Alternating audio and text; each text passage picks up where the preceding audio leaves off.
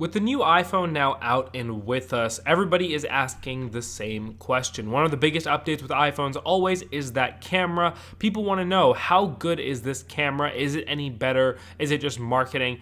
And more importantly, how does it stack up against the competition? Today we're going to be doing our classic iPhone versus Samsung, the best from iPhone and Apple with the iPhone 7 versus the best from Samsung with the Galaxy S7. Let's go ahead and get started. What's really interesting to me about phone cameras as of late has been we've seen improvements move away from spec and more towards the direction of aesthetic and things that are immeasurable, rather than megapixel count, improving color rendition and highlight roll-off. The iPhone 7 is a prime example of this, where Apple has really put their effort into the way the camera sees light, rather than just how many megapixels it has or how sharp the image looks. With that said, you do resolve more detail, however. The optics seem to be better and seem to be sharper this time around, or maybe it's the wider 1.8 aperture when it's stopped down does a better job of resolving light.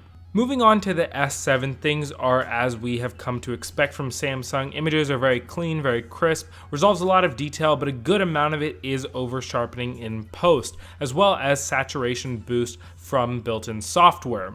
When looking at the images side by side, I do prefer the iPhone 7's image, and again, as mentioned at the beginning, this is really down to the way it looks and sees light. Everything just seems a lot more natural and a lot less forced, which the Samsung seems to be trying to do. It seems to be trying to show you, look at how good my camera is, rather than just having a simple, clean, clear image. In some of our photos, I did notice a slightly warmer tone coming out of the Samsung. Nothing you can't correct with a quick little color correction in your phone, but something to note nonetheless. Both cameras are putting out 12 megapixel images, so your image size here is pretty much the same. And moving on to the front-facing cameras, the iPhone is now upgraded to a 7 megapixel camera, but I still prefer the 5 megapixel ultra-wide front-facing camera on Samsung.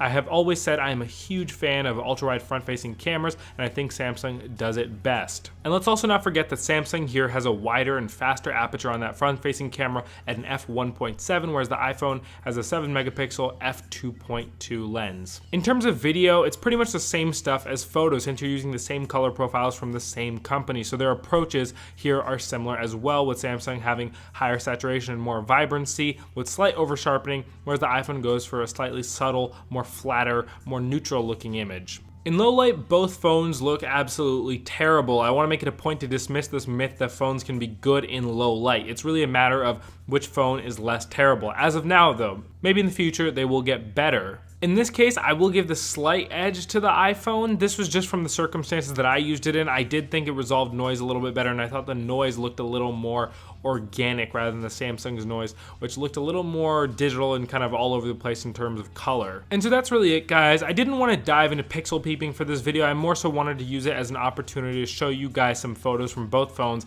side by side and really get what your opinions were in the comments down below, as well as share mine. In this case, they're both phone cameras. They look very similar, but if I had to pick one, I would pick the iPhone because of those subtleties over the over-sharpening and the oversaturation. That's more my interest in Apple's color profiles, really, and the way they render out the image, rather than the optics necessarily, but it's very hard to separate both of those factors when looking at any camera, really, phone or otherwise. Let me know what you guys think in the comments down below. Which phone has a better camera? Which one do you prefer? I'm very curious to hear what you guys think. Give us a thumbs up if you like this video. Please subscribe for more tech content and coverage, and I can't wait to see you guys in the next video. Thank you for watching.